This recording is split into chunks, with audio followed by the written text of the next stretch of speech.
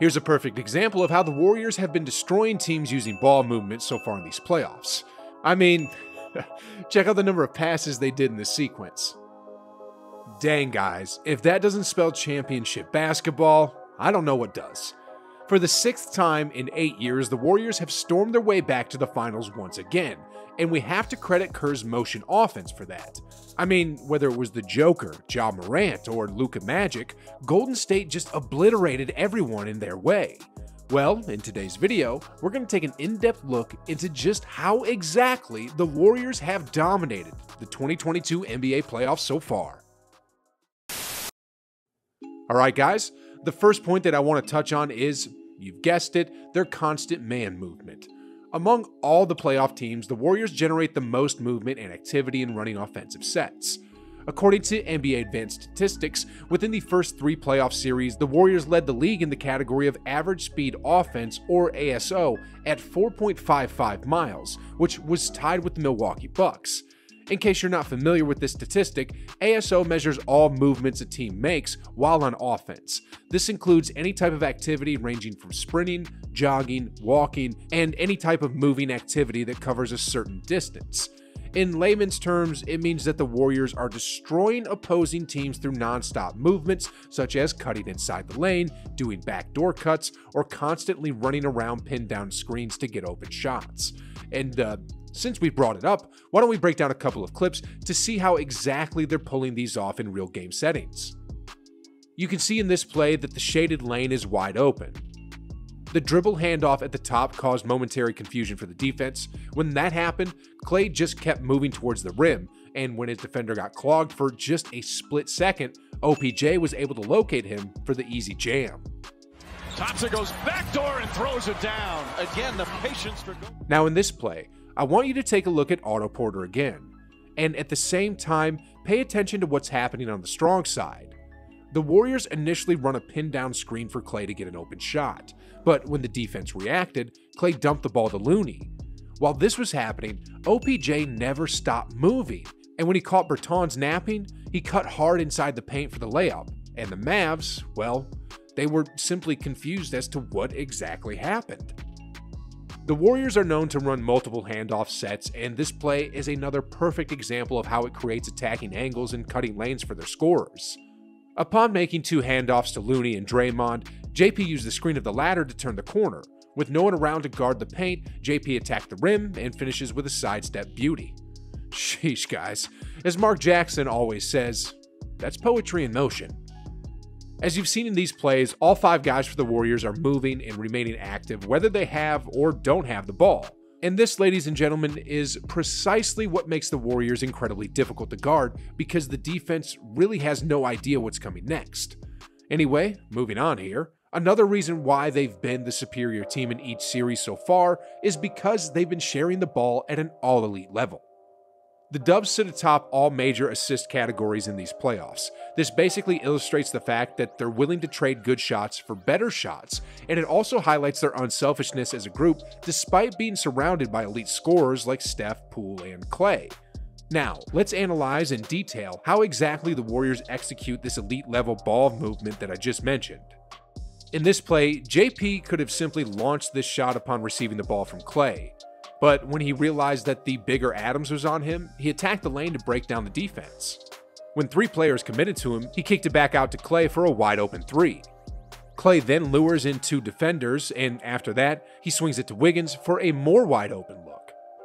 Next off, let's look at his Splash Brother counterpart. Curry here draws in a couple of defenders as he went for a step back, which then opened up the baseline attack for Looney. Now, at this point, the Warriors exposed the paint because of the double team caused by Steph. Knowing that Adams can't guard both of them, Looney smartly drops the ball off to Draymond, who returned the favor by slamming it home. And in this last play against the Nuggets, OPJ attacks the baseline to draw on the interior defenders and then pass to the cutting Bjelica. At 6'9", Bjelica could have easily taken a shot over the smaller defender, but knowing that there was a guy who'd have a better shot, he swung it to Klay, who then attacked the closeout and ended up with a wide open mid-range jumper, which he could easily make in his sleep.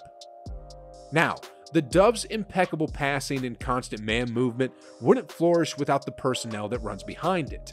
And this leads me directly to my next point. The reason why the Warriors have been dominating the playoffs is because they have a much deeper rotation than any other team. While practically every team in the postseason so far has a 7 or 8-man rotation, the Warriors could literally be going 10 or 11 deep.